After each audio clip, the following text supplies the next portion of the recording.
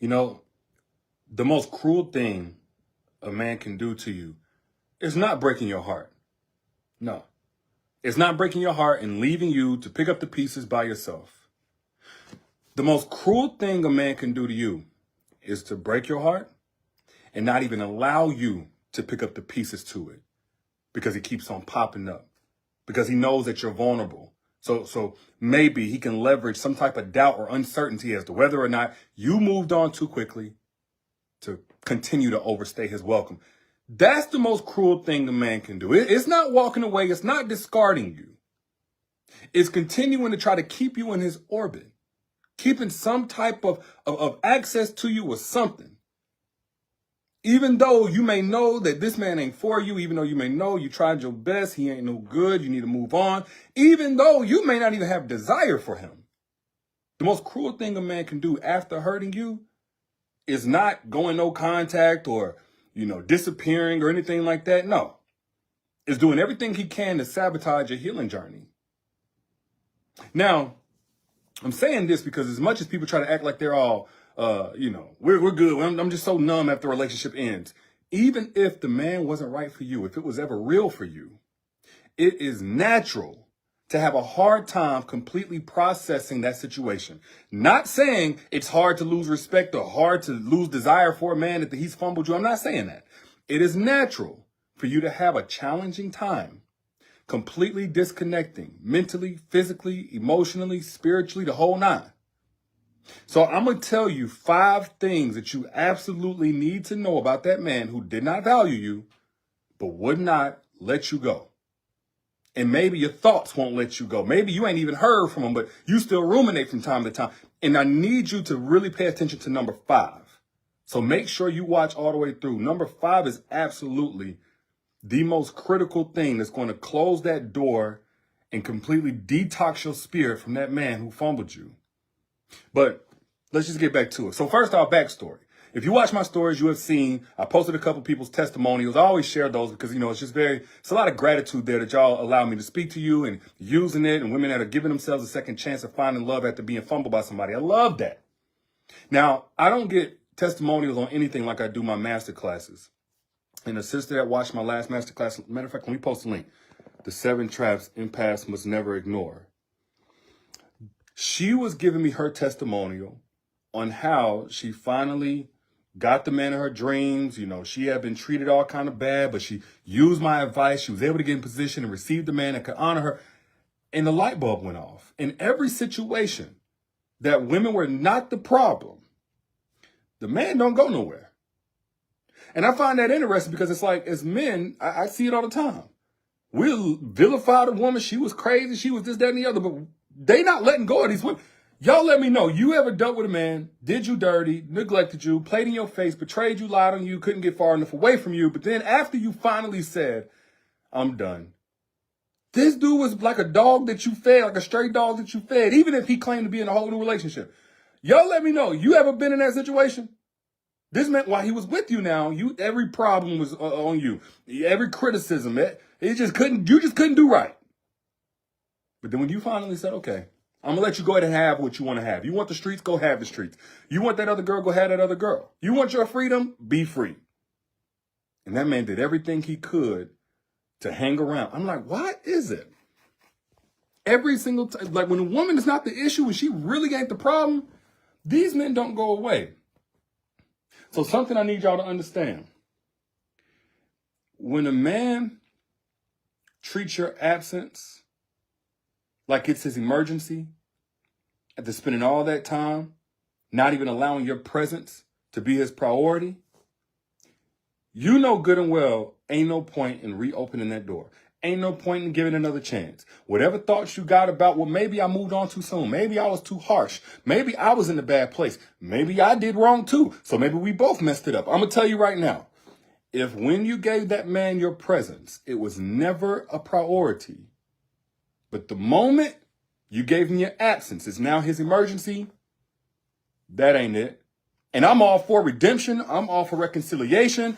I'm all for, making it happen, repairing things if there's something to repair. I'm not telling y'all to just, the first mistake, be out the door, nothing like that. But if you know while in a relationship, that man never cared about you, time with you, dates with you, conversations with you, conflict resolution with you, nothing. He wasn't proud of you. That man thrives off complacency. He just needs a situation where he's able to be complacent, overly comfortable. You snatched the rug from up under him. He's no longer comfortable. That's why he's fighting for it. But the moment that he gets that comfort again, it's going to turn right back into complacency. You're going to have the exact same experience. Men who devalue you, they would desperately pursue you when you leave. But they don't miss that. They don't miss that connection. They miss control. They miss control over. They miss feeling like they're in control. They miss feeling that peace of mind that if they want you, when it's convenient for them, then they'll come and ring your bell. All of a sudden, he want to discuss the future and future plans and what he wants to do in the future with you. He wants to discuss all of that. But he spent months and months, maybe even years, avoiding real commitment or taking things to the next level. Now, all of a sudden, he's so certain, he's so sure. The second thing I need y'all to understand in a situation like this, that man is not afraid of losing you. He's afraid of losing access to you. There's a difference. Because he was never committed to you. He just had you. There's a difference. When a man doesn't miss you, he doesn't miss your essence. He doesn't miss your spirit. He doesn't miss your character. He doesn't miss what you two were building together. He just misses being able to say, I can have her if I want her. She's close enough to where if I speak loud enough or if I make it known I'm desiring her, she's going to come. Sometimes just the ability to have it, it's almost like an insurance policy, like just in case. But why would you want to be a man's just in case? When you can be another man's, I've been waiting my whole life for this. I can't get enough of this. Why would you be a man's just in case? Just in case what? He gets bored? Just in case he goes broke? Just in case he gets horny, lonely? Why would you want to be a man's just in case? That's just going to maintain contact, just for control, intermittent contact, just to maintain control over the situation. Checking in with texts and popping up on your story, somehow trying to find his way on your radar, trying to find his way into your conversations with your friends. But none of this indicates that there's really been a change in his behavior, a change in his value system, nothing. The third thing, and again, number 5, man, I'm go ahead and get through these so y'all can hear, because number 5 is the absolute most critical one. But let's just go all the way there. When a man's comfort zone is keeping you in his orbit after he played in your face and took you for granted, he's trying to keep that cushion while he explores his other options. So if you're thinking to yourself, well, maybe the relationship was just so stressful and he had so much on his mind and that's why he had to back away from the relationship, but he really loves me. No. He enjoys you, but he also enjoys having his options. You see, sometimes a man will play with you because you're enjoying the game. There's no doubt about it. A man may enjoy certain aspects of you. He likes the vagina. He likes the head. He likes that. And he likes keeping your emotions so wrapped up through that sex that you ain't really going nowhere. You can't really move on. You can't go on and find anybody else that's going to love you, that's going to build a real foundation with you. You can't do that because you're the type that once you give your body to a man or once you give that much to a man, you can't really see outside of that person. Your hope is still alive. And so that gives him comfort because now he don't have the accountability. You ain't able to check his phone. No, y'all ain't together. He'll see you when he see you. He'll do nice things for you. He'll buy you something here and there. He'll keep that expectation or that hope alive that y'all could be something, and that if you needed something financially, he right there, he got you. He'll do all of that. Yeah. Long as he can relieve himself of the responsibility to protect your heart by making others respect the relationship. Because he wants to be able to explore his options not have his other options look at him like he's a liar because he said he ain't in a relationship to them, and not have you being able to turn up or do anything to make him look bad because he told you y'all not together, but he still gets to enjoy you. The whole time deteriorating you. The whole time reducing your value. The whole time keeping your self-image, your self-esteem in the palm of his hands as he crushes it. So even if you do come across somebody who means you well, who wants the best for you, who wants to invest in you, who's ready to go all out for you because he sees the person that you are before he can see the condition that you're in based on the man that you continue to allow to have access to you. A man will do that to you. He knows how hard you love. And no matter what, even if he don't want a real relationship, he don't want just you, there's something about a woman's love that's when it's at that highest level of devotion that a lot of men don't want to let that go. That's why a lot of men want to impregnate you to trap you. We don't want to talk about that though. We don't want to talk about that. A lot of dudes like to trap that woman that loves. Because even if he don't want a real relationship with just her, it feels good knowing that somebody is so dedicated and so devoted that if he ever needed her or ever wanted to, just the peace of mind to know that he could always fall back on her. But allowing yourself to be a man's fallback is going to prevent you from the man that wants to glow up with you. I ain't telling you what I think. I'm telling you what I know. Tell me what I know. And then you have the guy who will invest in the illusion of change without actually putting in any work in the transformation. These are men who skip the root cause of whatever issue that they had going on in the relationship. I'm not saying that these men on an emotional level don't mean it when they say, I'm so sorry. No, they may emotionally mean it. But if you don't effectively take the right route, you're not going to effectively get to the destination of changed behavior or better character or more integrity. So you have these guys from an emotional place, tears and all, who will make a lot of promises without concrete action. They may do a little love bombing, and it may not even be intentional. Do a little love bombing without any consistent track record. Let you tell him no. Let you not be interested. All of that good boy behavior is out the window. You're probably going to start cussing you out and everything. Trina, you left 2 weeks ago and you're so happy and at peace. I love that for you. But be very mindful because a heart is deceptive. If you put a lot into that relationship, those thoughts could come back. Those triggers could come and get you. So keep on the right track now. I'm rooting for you. But back to what I was saying. Be very careful about men who will use all of that emotionalism, emotional triggers, emotional reminders of what you guys used to be to keep that hope lingering in the air. A whole lot of messages about, oh, I've been doing a lot of thinking. Can we talk? Can we meet up for a smoothie or lunch? Can we talk? So he can get you in person and try to get you to be stupid all over again. Excuse my language. Excuse my language. Now, I said I wanted to talk to y'all about number 5. And I really need y'all to hear this one because we are in the age where women are taking control of their mental and emotional wellness. Y'all are doing y'all thing, etc., right? Okay, cool. Let me say this. Men notice. When a man fumbles you, he notices. He can act like he don't care all he wants to. He can act like he done moved on and found somebody better all he wants to. But when a man that fumbled you, that wasn't there for the right reasons from the beginning, sees that you're doing all of this inner work and you growing and you evolving, you healing threatens his confidence in his continued control over you. Y'all notice the common thing? The control. But he's wanting to disrupt your healing.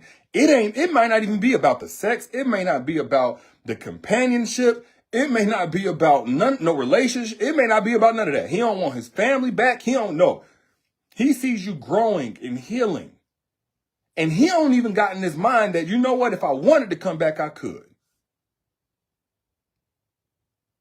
She might start saying stuff I don't want her to say. She might start putting it out there what I really was on in the relationship. I don't have control over her. She's growing and healing. I don't have that ace in the hole. I don't have that thing I can say to trigger her anytime I want to get her back in the palm of my hands. I can't do that no more. I ain't got nothing to hold over her head no more. She's over there healing and growing. sees that you investing in yourself, sees that you're taking up activities that fulfill you, sees that you're putting in more energy, more time, and those that love you and support you, sees that you picking up different books, or maybe you following accounts like mine or others that inspire you and motivate you to give yourself another chance out here, even if you done went through the worst in relationships. He sees you doing all of these steps, taking all these steps, like, whoa, you might have gotten the gym and everything else.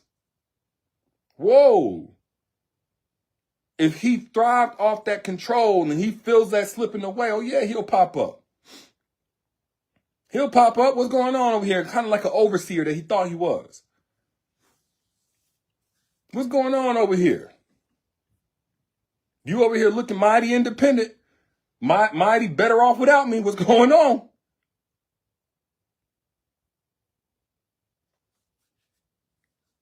And be very mindful that when a man is doing all of this, he's not keeping the door open. He's keeping you from closing it.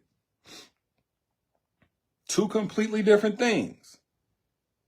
He wants you to have doubt about your decision to leave. He wants you to reminisce, ruminate.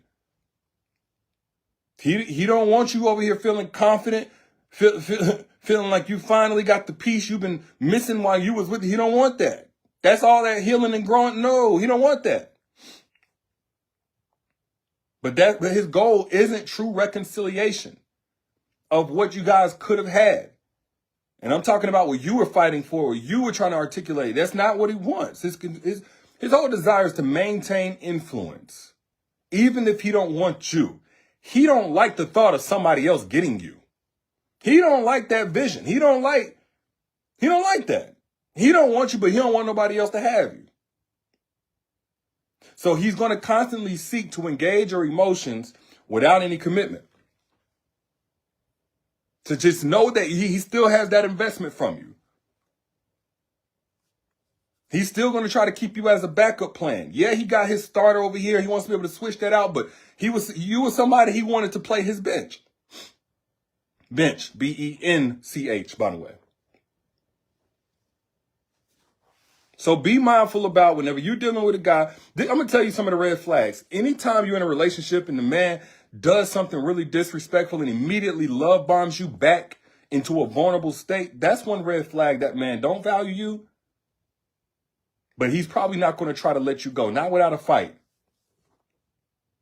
Or if you got a dude that's so proud how all his exes are still cool with him, and these same exes can get access to him, and depending on what they need or want, he always do just enough to keep them depending on him or relying on him or expecting some type of protection or provision from him.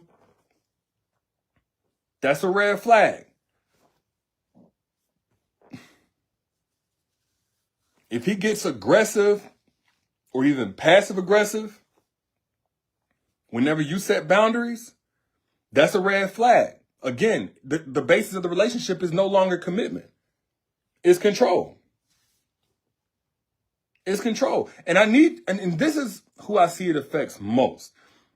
I know everybody can get played. We all done been there, okay?